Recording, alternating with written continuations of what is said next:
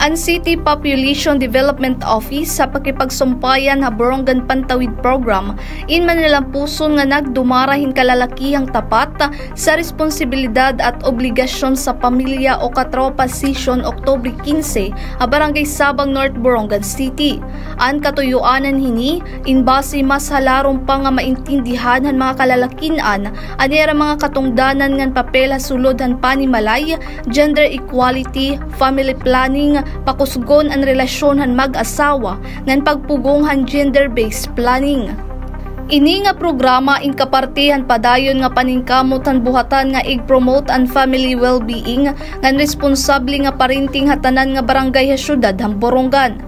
Ang City Population Development Office inagpapasalamat ang Barangay Local Government o BLGU han Sabang North han era holos nga suporta sugad man han mga parents leaders ngan pantawid members nga aktibo nga nagpartisipar han mao nga aktibidad.